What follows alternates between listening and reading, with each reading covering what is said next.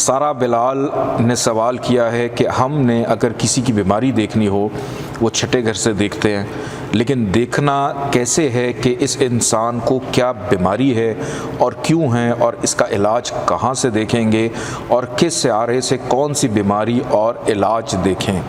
इसी तरह हमल कि प्रेगनेंसी जो है वो कब होगी तो ठीक रहेगी, ये देखना कहाँ से है।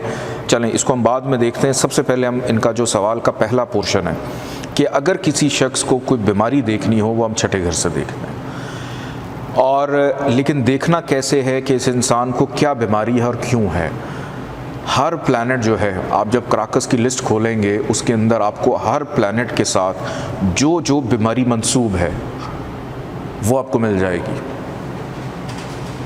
फॉर एग्ज़ाम्पल कुछ लोग ये चाहते हैं कि उनके बाल काले हों, घने हों, लेकिन वो ग्रे हो जाते हैं, वाइट हो जाते हैं, तो कहीं ना कहीं ज़ुहल की गड़बड़ होती है जायचे में। कुछ लोगों को हड्डियों की प्रॉब्लम हो जाती है, जॉइंट पेन कॉमन है आजकल, सन इसको कंट्रोल करता है। क्यों डॉक्टर कहते हैं कि आप सूरज की रोशनी में बैठें, आपको विटामिन डी, गोरे पागल हैं सारा दिन बीच पे जाके लेटे रहते हैं, आप विटामिन डी लेने के चक्कर में स्किन ख़राब कर लेते हैं कि एक तरफ तो विटामिन डी ले रहे हैं, दूसरी तरफ अपनी स्किन ख़राब कर लेते हैं कि उस पर काले काले स्पॉट्स बन जाते हैं। अब स्किन की जितनी बीमारी है वो मरकरी देख रहा है, फिर उसके बाद ब्लड की जितनी बीमारियां मार्स देख रहा है। अब आपके जो टेस्ट बर्ड्स हैं उसको सन मून दोनों मिलके देख रहे होते हैं। फिर क्राकस की लिस्ट के अंदर आपने सबसे पहले तो ये फाइंड आउट करना है, या सबसे पहले आप जायचा देखें कि जो इसका बीमारी का घर है उसका प्लैनेट कहाँ पे बैठा हुआ है। वो पहले घर में है, अगर पहले घर में तो अच्छा उसको इस पोर्शन में कोई बीमारी हो सकती है। वो दूसरे घर में है तो उसको आंखों से कोई मसला हो सकता है, उसको बोलने का मसला, मसूड़ों की प्रॉब्लम, दांत में दर्द, तकलीफ़ और बहुत सारी चीज़ें उसमें शामिल होती है। तीसरे घर में अच्छा इसका शोल्डर फ्रीज़ हो सकता है।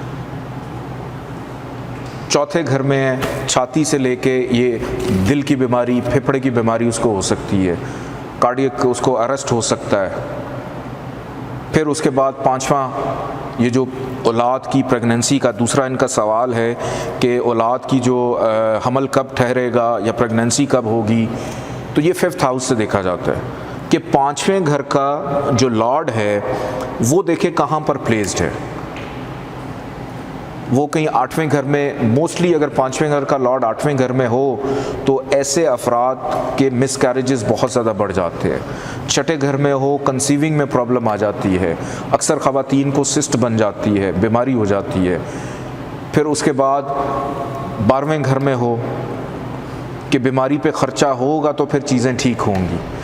कि बीमारी किस चीज़ की है, हर घर, हर हाउस, जितने भी हाउस हैं आपके जायचे के, आपकी बॉडी को 12 हिस्सों में डिवाइड करते हैं और उन 12 हिस्सों में से हर पोर्शन किसी न किसी घर से मंसूब है। फिर जो जो बीमारियां हो रही हैं वो कुछ प्लैनेट्स के साथ भी मंसूब हैं। फिर उनकी जो एस्पेक्ट्स बनती हैं कि लेट्स सपोज छठे घर में विपरीत राजयोग बना हुआ है, आप बंदे को कह देते हैं कि जी आपको तो ज़िंदगी में कभी कोई बीमारी नहीं होगी क्योंकि विपरीत राजयोग है। लेट्स सपोज मरकरी छठे घर में शर्फ का भी है, विपरीत राजयोग भी उसको मिला है, आप उसे कहेंगे आपको कभी कोई बीमारी नहीं होगी। लेकिन हमें यह भी तो देखना है कि हो सकता है ट्रांजिट के अंदर कोई मनहूस नहस सियारा जो है छठे घर पे नज़र डाल दे, कहीं मरकरी कम्बस तो नहीं है।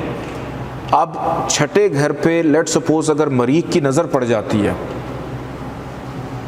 तो वो ब्लड से रिलेटेड प्रॉब्लम दे देता है।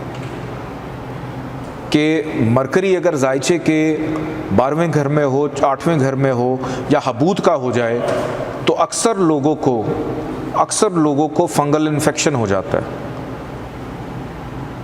स्किन की एलर्जी हो जाती है। राहु केतु दूसरे में या 12वें घर में आ जाएं, आंखों को कमज़ोर कर देते हैं, बिनाई कमज़ोर हो जाती है, इंसान प्रॉपर चश्मा लगाना पड़ जाता है। फिर वीनस अगर ख़राब हो जाए या वीनस जायचे में ख़राब हो तो शुगर हो जाती है, बंदा डायबिटीज़ उसको बहुत जल्दी घेर लेती है।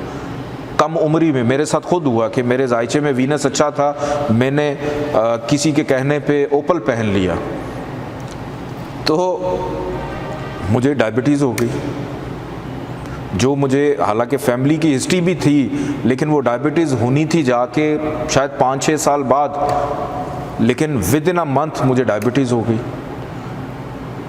पता ही नहीं चला, डायग्नोज हुआ, डॉक्टर ने ट्रीटमेंट पे लगा दिया, उस ट्रीटमेंट के बावजूद भी फ़र्क नहीं पड़ा। वो ओपल उतारा तो शुगर माइनस में चली गई, ठीक हो गई, नेगेटिव आ गई।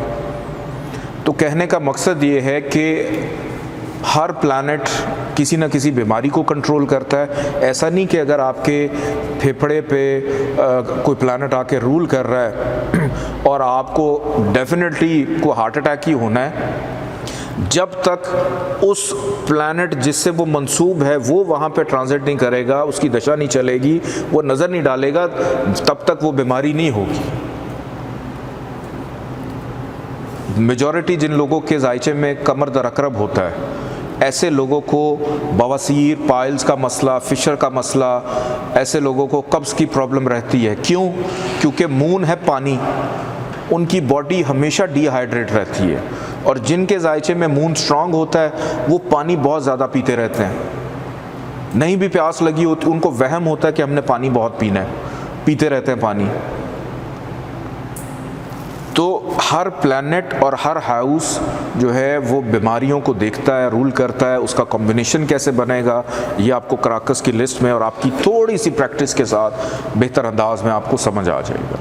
क्योंकि अभी इस वक्त किसी बीमारी को डायग्नोज करना, चूँकि हमें नहीं पता हमने किस बीमारी को डायग्नोज करना है, तो ये चीज़ें आप लोगों के प्रैक्टिस में। अब इन्होंने पूछा कि प्रेगनेंसी कब होगी। प्रेगनेंसी के लिए देखें कि अगर पहली औलाद है या औलाद कोई भी आपकी पहली है, दूसरी है, तीसरी कोई भी है, तो हमें सबसे पहले 5वें घर को देखना है, हमें दूसरे घर को देखना है। ये सवाल पिछली क्लास में भी आया था कि नस्ल की जो प्रोडक्शन है वो आगे चलनी है, फिर हमें 5वें घर को देखना है, फिर उसके बाद हमें दूसरी है, तीसरी औलाद है, जो भी है उसको हमने आगे देखना है। फिर वो कहाँ से ट्रांजिट कर रहा है, कैसे हो रहा है, उसका वक्त चल रहा है। अगर हो सकता है कि अगर किसी औलाद के प्लैनेट की महादशा अंतरदशा नहीं चल रही है, हो सकता है उसकी प्रियंतर दशा चल रही हो, उसका कुछ छोटा जो 4th दशा है वो चल रही हो, उसके अंदर कोशिश की जा सकती है।